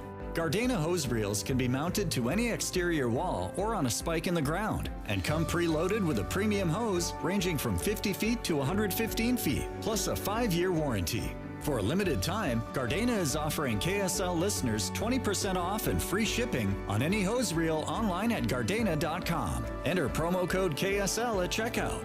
You'll love the convenience of having water exactly where you want it without the hassle of rolling up the hose when you're finished. Check out Gardena.com and enter KSL at checkout for your new Gardena hose reel. Be advised, this is your opportunity to save up to 40 to 80% on a hot tub or swim spa this weekend only, Friday through Sunday, Mountain America Expo Center, Sandy. Be advised, this is your opportunity to save up to 40 to 80% on a hot tub or swim spa this weekend only, Friday through Sunday, Mountain America Expo Center, Sandy. 18-month interest-free financing. Our factories have demanded we sell 1,000 hot tubs and swim spas this weekend. Mountain America Expo Center, Sandy. Huge factory incentives, factory rebates this weekend only. Mountain America Expo Center, Sandy. We can remove your old hot tub. Free delivery of your new hot tub. Hot tub starting at $2,999. Mountain America Expo Center, Sandy. Free delivery of your new hot tub. Just relax and enjoy. Mountain America Expo Center, Sandy. Friday, 2 p.m. to 8 p.m. Saturday, 10 a.m. to 8 p.m. Sunday, 10 a.m. to 6 p.m. Free admission, free parking, free delivery. Mountain America Expo Center, Sandy. Call 833-SPA-SALE or visit hottubandSwimSpaSale.com. You've been trying to hold off, but you think it's time you might need a new roof? Best move you could make is to call the highest-rated roofing contractor in Utah. IWC Roofing has been working up there for 27 years. They offer the best warranty in the business, backed by Owens Corning. What's most amazing is they'll replace your entire roof in one day. Instead of Chuck with a truck showing up for a week of chaos and mayhem, you get professionals. IWC Roofing is in, they're out, and they power wash your driveway just to say thank you. They'll even send pictures from the roof so you know exactly what you're getting for your hard-earned money. Now, you think a highly skilled Owens Corning Platinum Certified contractor would charge more, but no. IWC offers a better price, and if you call now, they'll give you an extra $2,000 off your quote. $2,000 off. So call IWC Roofing for a free estimate, 801-232-5690, 232-5690, or visit IWCRoofingUtah.com. Traffic and weather together, brought to you by Sinclair's Dino Pay app. Save up to 20 cents per gallon. Here's Ricky Meese. Well, crews have just cleared an accident southbound I-15 by Hillfield Road in Davis County in Layton. It was out of traffic, so it didn't cause any delays. We also have the cleanup of an accident at Redwood Road and 700 North. Murdoch Hyundai, home of Tucson SEL, lease for only $375. Ricky Meese in the KSL Traffic Center. Today is dry with mostly sunny skies and highs about 60 degrees. Tonight, a small cold front will drop in and drop Wednesday's highs to the 50s. Yet another front moves in Thursday night into Friday, but the weekend looks warmer with highs in the 70s. Right now, mostly cloudy skies and 55 degrees. I'm Tammy Kikuchi from the KSL Common Spirit Health Studios. Listen online at kslnewsradio.com. We're Utah's news, traffic, and weather station. Inside Sources. Inside Sources. America's voice of reason. Boyd Matheson on Utah's home for elevated conversation. Inside Sources on KSL News Radio. Well, Generation Z has faced a number of challenges in their youth, but could the biggest impact have come from being a little over-sheltered? In the age of participation trophies and gentle parenting, what kinds of kids are we sending out into the world as a result of all of that? Certainly, so many of them are not acting like adults. And why is that? We want to get underneath the headline of it all and get down to the root causes that are impacting it all. And one of those things, of course, is just this coddling that goes on. And so we're going to dive into this conversation. Really thrilled to have joining us on the program today Lenore Skenazy, who is the president of Let Grow, nonprofit promoting childhood independence and resilience. She's also the founder of Free Range Kids Movement, also crucial to this conversation. And Lenore, welcome to the show. Well, thank you for having me here, Boyd. All right, so as the Wall Street Journal pointed out that so many of our college kids today are lonely, they're sad, they're disconnected, they're anxious, they're stressed. And give us kind of the baseline there. How did we get here? First I'm going to give you a couple examples because this Wall Street Journal piece was so excellent. They really had these granular examples from campus. Like I didn't realize, but to me, the best part of college was eating in the dining hall and hanging out and talking, and and then there were some classes that we also had to go to. But today, 40% of kids are not eating in the dining hall. They grab their food and they take it back up to their room like little mice and eat in solitude. And I think that has to do with social anxiety. The same article pointed out that there are fewer kids joining clubs, fewer of them going to class. Fewer of them going to sporting events. And all of those things, when you think about it, have something in common, which is you're out there. Yeah. You're social. You're raising your hand, or you're making a friend, or you're making a dumb joke and it falls flat. And that can make you so anxious that you go back to your room and eat. But the point is you have to have those experiences to have any experiences. And I worry that when we're raising kids so there's a bunch of things that happened in childhood, but one of them is the insistence over the past generation or so that children always have to be with an adult. They either have to be in an adult-run activity, or they're in their car with their parents driving them to some activity, or they're doing their homework and their parent has to sign their reading log, or they have a play date and the other parent is expected to be there, or there's a party and there's no drop-off because that's considered too cruel to the kid, to the other parent, and so you're sitting there eating the cold pizza and the piece of cake. And it means that kids don't have a chance. I mean, I really feel like we've deprived them of the chances as little kids to make friends, to be in arguments, to come up with something fun to do because nobody has organized a Chuck E. Cheese expedition for them. And I think that you see that on campus because they can't do it for themselves. Yeah. They've always had a social director / concierge there. Yeah, and a lot of bubble wrap, I think, that goes along with that. And I want to unpack a few of those things. One, I think I love the way you described just what's happening and not happening, including the idea of you may tell a joke that falls flat. I do that all the time. Yeah. I'll do it later on in this conversation, I promise you. And so we try at our house to celebrate scar tissue, whether that's the falling off the bike, whether that's falling off the swings, or whether that's falling flat with a joke. That's all part of that celebrating scar tissue. It's all the word fall, right? Yeah. I mean, you're falling on your face. It's falling flat. It all has to do with a come down. And then what do you do after a come down? You get back up, but not if you've never had a chance to realize like it's not the end. And I think that what happened is that I don't even blame parents. We have a culture that's telling parents that you always have to be with them and, bring along the Band-Aids and be very understanding. And I believe in Band-Aids and I believe in understanding. So really what we need is to do the one thing that the culture doesn't allow now, which is to have our kids be separate from us some of the times. Have them be unsupervised because it's only when they're unsupervised that they really have to figure out how to pick themselves up or have their friend pick them up or to be curious, to explore. When I'm with my kids, I'm as nattering and annoying as the next helicopter mom. I'm like, put down your phone, we're crossing the street. And did you see that amazing license plate? Isn't that cool? Ours starts with a K as well. I'm a teachable moment moron who's trying to stuff my kids with interesting factoids and all my, intelligence from decades of being on Earth. And so it's only when I'm not with them that they get to have any of their own curiosity and stuff that doesn't interest me interests them. And so unless culture lets us step back from our kids, we will be with them or we will be tracking them or we'll have an approved adult with them.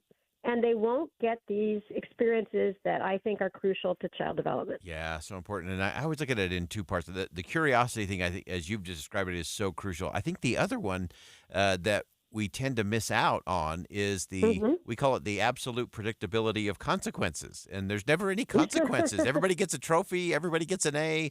And if something goes wrong, the parent swoops in and fixes it, solves it before it becomes an issue. And so it seems like we're missing that part of it, which, of course, would make you really anxious if suddenly you didn't have all your support mechanism trailing you around all day for consequences. Right. Well, I think that gets back to my root cause, which is we're with them. And if you're with your kid and you see their sad eyes and they tried so hard and they missed the T-ball, you're going to give them a trophy. You're going to give them a hug, right? And if you see them, upset, it's very hard to see your kids upset, or at least it's very hard for me. And so when I'm with them, I do ameliorate. I do step in. And so really, like I said, the only way to not give them a participation trophy is to not be participating in it with them. They just have to go with some friends to the park. Although now, so Let Grow is invented, this nonprofit that I run, to make it easy and normal to give kids back some independence because it has become so unheard of kids doing anything on their own that the University of Michigan just did this big study of parents of kids 9 to 11. 9 to 11, that's tweens already. And they found that the majority will not let them play at the park with a friend, will not let them walk to a friend's house, will not let them trick or treat without an adult around, and only 50% of them, half, will let them go to another aisle at the grocery store. Wow. Yeah. So we've totally denormalized the idea that kids can do anything safely or successfully on their own. And Let Grow is really trying to come up with like ways to collectively address this issue. So it's normal again to say, go get me a can of peas or go outside. Or I was talking to somebody today who said his mom used to lock the door. He's a Texan. But lock the door, like you can play on the porch or you can play in the neighborhood, but you cannot come in for 2 hours. And that meant that he had to come up with something to do and find friends. And why are we with them all the time? So your state, Utah, was the first state that passed what we call a reasonable childhood independence law that says neglect is only when you put your kid in danger, in serious, obvious danger, not anytime you take your eyes off them, not anytime you let them play outside or walk to school or wait home for a little while or even wait in the car for 5 minutes, you know, with the air conditioning on or the windows rolled down. These things are normal and they have to be recognized as such instead of everybody saying, oh, did you see what that mom did? Or, oh, I'm going to call 911. Or, oh, that mom must not really care because her kid is just poking at the dirt. It's like, yeah, my kid is poking the dirt. He's going to be an archaeologist someday. You know, your kid is going to be eating lunch alone in his dorm room. That's right. That's right. This is great perspective. Lenore Skenazy, president of Let Grow, nonprofit promoting childhood independence and resilience. Those go together, and it's usually when you, the parent, are not in the room. Also the founder of the Free Range Kids Movement. Lenore, thanks so much for joining us today. Great conversation. Oh, thank you, Boyd. Bye-bye. All right, that's Lenore Skenazy, and that is a crucial conversation, and we do need to get out of the way so that the kids can figure out how do you organize a group to go play some sports, or how do you get together to come up with an activity. There's a lot of things that we're not equipping our kids with, but a lot of it begins when you and I, as parents and grandparents, get out of the way and let them be kids. We'll be right back.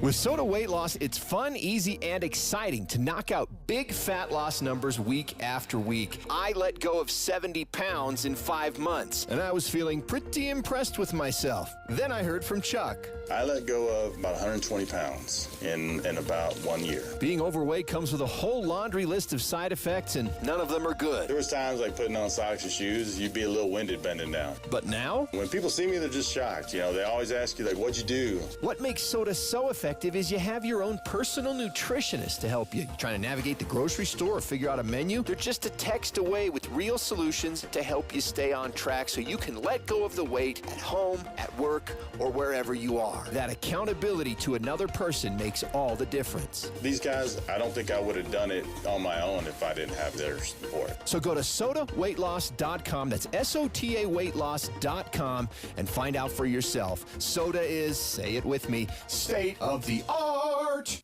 Join KSL and Tim and Amanda this Friday from 3 to 5 at the Salt Lake NPS store at 1600 Empire Road, npsstore.com. Advertising used to be simple. Your options were radio, TV, newspaper, and let's not forget the yellow pages. Now it seems like a tidal wave of options. Podcast, cable TV, streaming, OTT, CTV, audio networks, smart speakers. On top of that, you need digital marketing for your website along with SEM, SEO, display, video, YouTube, email, and all the social media platforms. Look, you're the expert in your business. Wouldn't it be nice to have an expert to market you? We are Bonneville Salt Lake, the local marketing and media company you know and trust. We reach customers across all digital and social platforms and have the reach of traditional advertising available as well. We find your customer anytime, any place, anywhere on any device here in Utah or anywhere in the world. We work to optimize your results with our in-house local team of experts, providing you with qualified leads, not just impressions. Contact Stephanie Palmer at KSL for a free consultation, including a complete digital audit with no obligation or cost to you. Email spalmer@ksl.com. That's spalmer@ksl.com. Common Spirit Health has expert orthopedic care that gets you back at it and back to your best. Find skilled orthopedic physicians at Common Spirit locations who specialize in general orthopedics and repair of hips, knees, shoulders, and hands, so you can return to running races or chasing the grandkids. Common Spirit Health. Hospitals, clinics, and caregivers all connected to advance healthcare in Colorado, Kansas, and Utah. Orthopedic care with human kindness is here. Visit mountain.commonspirit.org. Looking for a secure retirement plan without market risk? Look no further. Lyle Boss, president of Boss Financial, specializes in no market risk retirement strategies with guarantees of principal, guaranteed growth, and lifelong income. Join Lyle right here each Saturday and Sunday for his Safe Money radio show and call him now at 855-355-SAFE for your complimentary customized Safe Money information kit and Safe Money book. Nothing but upside here at 855-355-SAFE. The best kept secret is this is the pass. It's a pass for fun for everyone. Now through April 30th, save $20 off every annual pass level. 362 days of fun. Visit thisisthepass.com. Guys, are you ready to give up because you think you've tried everything and you're still dealing with loss of energy, poor sleep, weight gain, and even ED? Revive Men's Health Salt Lake City has local medical providers that offer low T and ED treatments customized to each patient's unique physical makeup. By working with a specialized compounding lab, personalized treatments are guaranteed, even when generic pills and supplements haven't worked. It all starts with your free comprehensive exam and consultation. Availability is limited. Book today, and for this month only, Revive offers qualified patients a free 1-month supply of personalized ED medication, plus a free ED treatment producing immediate results. The experts at Revive Men's Health Salt Lake City will work to provide the right treatment for you so you can show up as the best you in all aspects of your life. Call 801-263-7777. That's 801-263-7777. Or send them a private message at revivemenshealth.com. With the 3 things you need to know this hour, I'm Tammy Kikuchi. First, a Roy High School student was arrested with a loaded handgun in his possession. 3 companions were also arrested. Second, Utah voters are more concerned with the cost of housing than anything else. And third, mosquito abatement is underway and residents can help by emptying standing water around their homes. Right now, 55 degrees and mostly cloudy in Salt Lake City. Now back to Inside Sources. Boyd Matheson divides rage from reason on Inside Sources. Welcome back to Inside Sources here on KSL News Radio. It is great to be with you today. As always, I am Boyd Matheson. As we round out the program today, a bit of an anniversary day today. 235 years ago, a very important thing happened in New York, which most people don't connect all of those dots. But what happened on that morning, starting with a salute at sunrise and ultimately ended with someone walking home because they couldn't get through traffic. Now, I know you're thinking 235 years ago, people walking through traffic? It was George Washington. It was on this date, 235 years ago, that George Washington was sworn in as the first president of the United States of America. And it is worth going back to his first inaugural address and that first day. Because I think there are crucial lessons that we need in our day, and especially for those who want to pick up the mantle of George Washington or sit in those seats or in the seats of power in the House or the Senate or other places at the federal or the local level. Washington, in his first inaugural address, laid out, I think, some of the most important principles that we need to get back to as we look to people to step up to leadership in this country, not just to be a politician or a government official. That doesn't necessarily make you a leader. That gives you a position and a title. Leadership's a completely different matter. So as I mentioned, it started with a sunrise salute, a military salute at Fort George. 9 a.m., the bells throughout New York City began to ring for a half an hour, signaling that this was going to be a day that mattered in the course of history. Of course, there were lots of citizens in and around Freedom Hall, which is where Congress would convene. And George Washington made his way over there, ultimately about 1 p.m., arriving at the Senate chamber there in Federal Hall in New York City. And then at 2 p.m., he took the oath of office, and then he gave his first inaugural address. Now, I'm going to come to the end of the story at the end of this segment because his ending to the day was a little interesting for someone who just got sworn in to be president of the United States of America.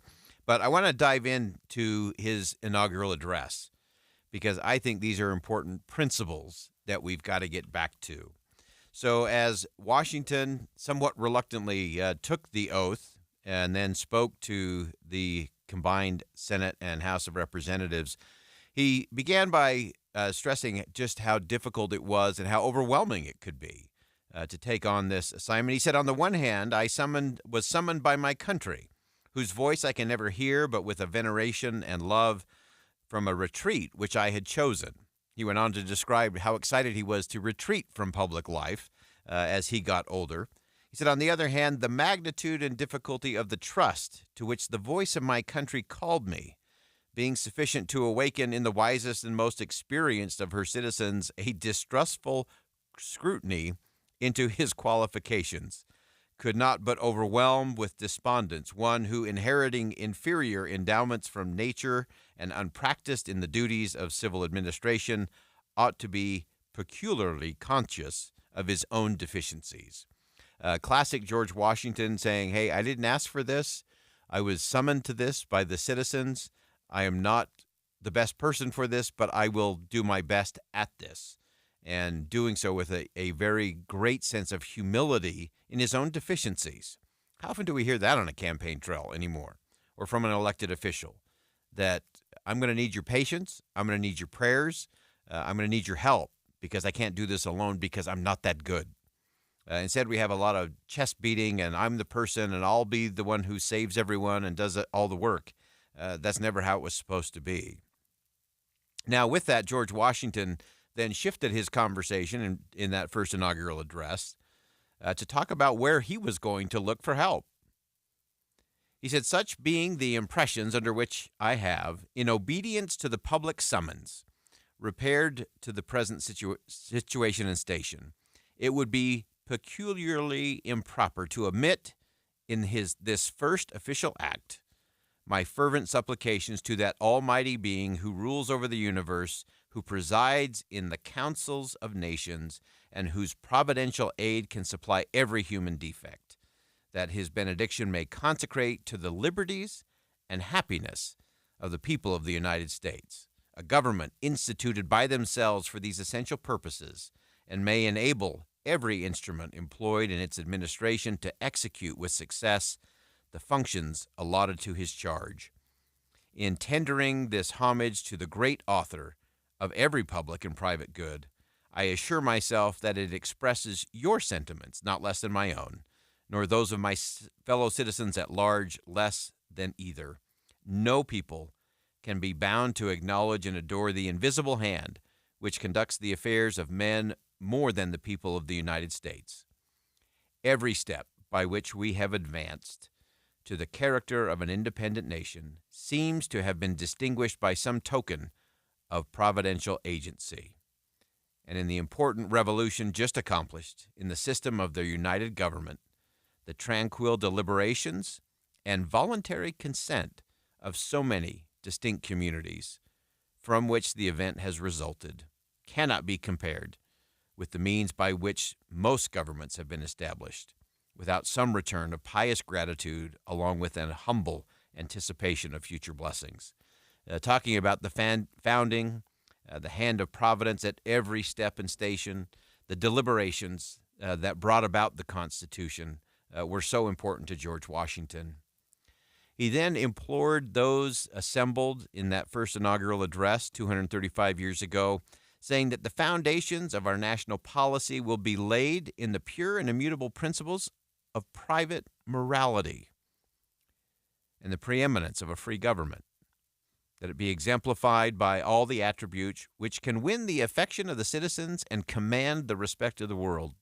That may be one of my favorite phrases, that the nation's policies have to be laid in those principles of private morality, and that we can actually govern in a way that will win the affections of the citizens and command the respect of the world. I think that's so interesting that none of this can happen. And George Washington went on to say that there was this connection, this union between virtue and happiness, between duty and advantage, between the genuine maxims of an honest and magnanimous policy and the solid rewards of public prosperity. I think those are all things that, again, we're missing so much in our discourse today. And then he went on to talk about a host of different things. He said, if I ever need to act in my office in the executive branch, I'm going to do it in a limited way. And on those few occasions where he uses that delegated power in the 5th article of the Constitution, as he described it, that they would look on that and judge it and his intentions. He also said that he wanted to make sure that they understood that one of their duties would actually be to pay the president. And he said, I don't want you to pay me for anything. Saying it this way, he said, be limited to such actual expenditures as the public good may be thought to require. So he's saying, don't compensate me for anything unless it was absolutely certain that it was done for the public good and the public good alone. Well, finally, as Washington closed things out, he called for unity, that they would work together to advance their happiness, and that those things would actually bring about the success of this government and a better place and a better future for everyone. It's an amazing. You should go and read that today. 235th anniversary of Washington's inaugural address. And then, as promised, I will note that at the end of the day, after some dinners and festivities, including fireworks, a great display as it was described in the paper of the time, it says at 10 p.m., a very tired Washington started to go home, got into his carriage, and they started to make their way towards the residence at the Franklin House. But they didn't make it very far because there were too many people. George Washington got out of his carriage and walked home as president of the United States. That's worth thinking about today, too. All right, that wraps it up for us on Inside Sources. As you go out into the world today, make sure you see something that inspires, say something that uplifts, and do something today that makes a difference.